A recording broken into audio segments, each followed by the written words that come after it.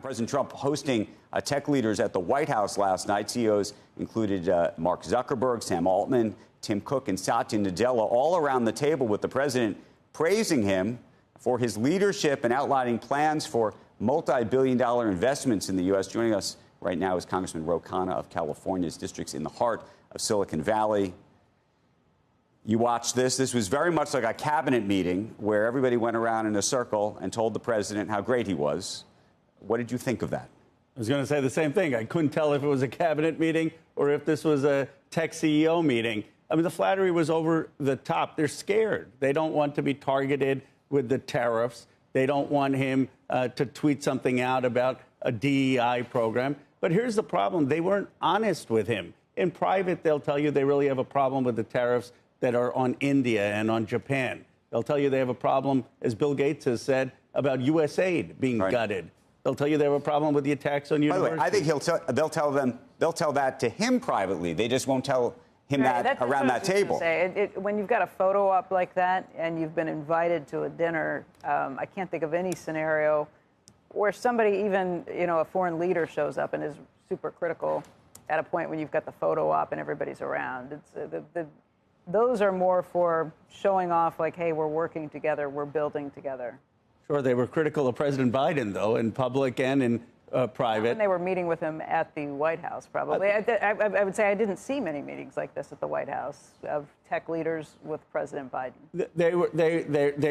He did meet with them. He met with them more in Silicon Valley than in the White House. But they would speak out to the press. I mean, they were critical of Lina Khan. They were critical of Gensler. They were critical of what they thought was regulation. Yeah, but the only thing I would say is the setting last night, when you're in that setting, it's probably not one where you're going to be super critical. But I hear your point about being willing to speak out publicly about things when you're not actually sitting next to the president at the White House. That's fair. I mean, look, if they wanted to be diplomatic at the White House, not go overboard, and then afterwards say, but we have a problem with the tariffs on India, we have a problem with the immigration crackdown, we have a problem with the attacks on universities, we have a problem with what he's doing to the NIH. And well, some of them don't have a problem with the attacks on universities. Some of them think that there needed to be some things done, and I'm thinking of some people I've spoken with in the last couple of days. But I hear your point that they're a little more reluctant to say the things they don't agree with because they worry about the consequences. And I do think that the big companies, Apple, Google, Microsoft, they have a problem with some of the attacks on the universities. There are people like Mark Andreessen or folks on the libertarian right in Silicon Valley who agree with some of the president on the universities. But the CEOs there, they recruit from these universities, and they certainly don't agree with what he's doing with mRNA and what he's doing with USAID. I would just hope they'd find their voice. In the first term, they found their voice after Charlottesville. This time, they really have not criticized the president publicly. Why do you think that is? The retaliation fear? The retaliation. Look, the president's talking about putting tariffs on semiconductors. Now he's saying, OK, I'm going to exempt Apple. I'll exempt your company. If he puts huge tariffs and doesn't exempt them, their companies are going to suffer. If he targets them on social media, their companies are going to suffer. It's actually chilling that we have a president that has this much power over private companies. And I guess I don't understand why we don't have more Republicans actually saying, how are you allowing a president to have this much control over private companies? Your concern is crony capitalism kind of working its way in. Because I would say that there, under multiple presidents, that people have been afraid to speak up or say anything because what they're doing behind the scenes is always trying to look for influence. K Street is looking on the lobbying attempts to try and get their words in. This plays out a little more publicly than we've seen in previous administrations, but it's the same game. I think this president is less hesitant, he'd probably say the publicly, to go after people that defy him. And there's a difference between trying to influence the executive branch, which I agree with you, they all try to do. They tried to do that under President Biden. Every president in history that you can think of, since there have been businesses. Yeah, but this is, look, the truth is... I hear your point. Look, I think that most of these CEOs, some of whom I've spoken to, not in the past 24 hours, but over the past couple of months, they would point to privately what happened to the law firms. They would point to privately what happened to the universities. They would point to now what happened to Intel. They would point to what's happening with NVIDIA and AMD. Yes, CEOs have always tried to influence the president and try to gain their favor, no question. But this is a very different situation because you did not have an activist CEO. I mean, some people are now describing the president as almost like a Carl Icahn kind of character in the White House. I've also spoken with CEOs who say, hey, at least this administration is talking to us, which is the opposite of what I got from a lot of CEOs who felt like they were frozen out. Sure. I think you can hold both ideas in your head at the same time. Yeah. But do you think, Becky, there's ever been a president in our lifetime who has instilled as much fear in the private sector? No, probably not. The fear of getting called out personally, and whether that's business, whether that's other politicians. Oh, but see, I think it's not just being called out. I think in the first Trump administration, it was being called out on Twitter. People didn't want to wake up and see their name on Twitter. Today, I think it's very different. I think it's not just being called out. It's,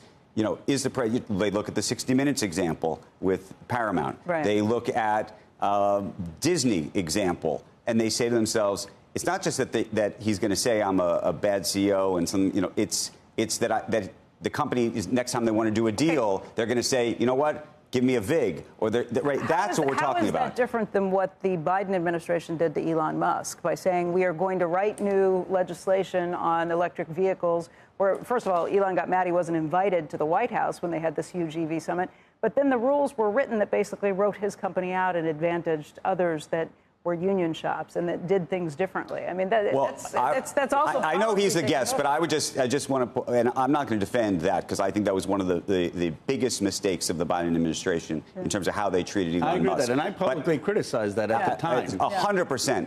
But I think that the rationale for that was not because they believed that somehow Elon Musk was thumbing their nose at him personally.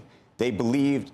Their view was that they were a labor union-oriented administration trying to protect the UAW, and they wanted more vehicles to be made by, and they were trying to advantage those type of companies. I'm not saying it was the right reason or answer, but I think the motivation is totally different. There's more brass knuckles with this, but it's still the same story to me that people get frozen out by administrations. Look, this may be more personally driven. And there's a risk that their company's stock could tank, that their shareholder value could tank if the tariffs are put in a certain way, if the president says, look, fire the CEO, as he did on Intel. I mean, he really wanted to fire the CEO. We've never had that kind of interference. And I guess the question for business leaders is, what many of them say is, we're just going to duck under the table. The pendulum swings. Eventually, the Democrats will come back. You know, but, Ro, don't you think that actually, I mean, from a very just practical perspective, because people say to me, and as I'm sure they say to everybody at this table, you know, if they believe that this is a problem, why aren't they standing up and raising their hand?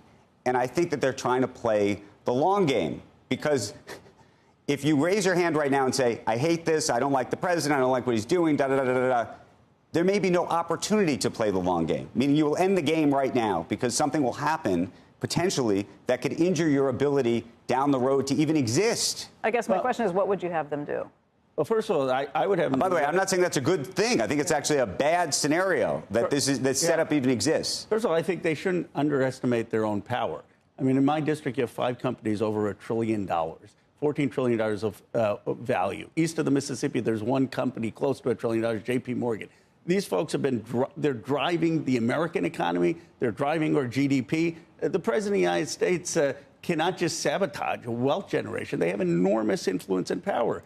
And what I would say is get together as a group, like you did after Charlottesville, and come out with some broad principles of things that you know are hurting America on tariffs, on immigration policy, on anti-science policy, on the attacks on the private sector. And there's safety in numbers.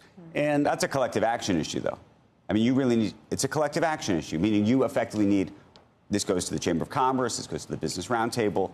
You need a collective group of these people to do that in unison, because nobody's going to do it. Not even 10 of them will do it together. I think you need business patriots, or people like Bill Hewitt, David Packard, Andy Grove. There were leaders who said, yes, I have a commitment to my company, but I have a commitment to the country. And I'm hoping, and they did this after Charlottesville. I mean, you had a lot of business leaders come out and say, no, they're not fine people on both sides. And the question is why. By the way, that's a bad example in retrospect if you watch that tape. Okay, but continue on. But my point is, factually, whatever you think of that incident, those business leaders did come out afterwards. They did. And many of them dropped out of his CEO councils. You have not heard a single criticism of this president. And that should be chilling. And you have I think that's a matter of time, because you don't hear it from Republicans who may not agree with everything he does either. This is, what, 9 months now into this administration almost. Do you think that changes over time? I will also tell you, you hear some of these CEOs who like some of the things he's doing. Sure. They're afraid to be critical of the things they don't like. But do you think that changes over time? It's changing. I mean, Marjorie Taylor Greene gave me a hug yesterday at a press conference. She was there with Thomas Massie on the Epstein file, and you have 4 Republican members of Congress on that issue willing to break. Don Bacon is willing to break on the coffee tariff and some of the tariff policy. It's slow, but look, I had no problem. I criticized President Biden. A lot of these tech leaders criticize President Biden. Do I grant that Trump has done certain things that I disagree with, but tech leaders like that he has less regulation? I disagree with them. They like that. Fine. They want to praise him on that. But the fear here is that you have no criticism in a democracy. And if the Republicans in Congress aren't going to criticize him, and the universities are afraid, and now you have the most powerful companies with over $1 trillion of market cap afraid, then you've got to wonder about how much government overreach you have in a society. And yeah, they're saying, okay, well, we'll just let this pass after 3.5 years. But if everyone takes that attitude, you're really eroding our democracy, the free markets.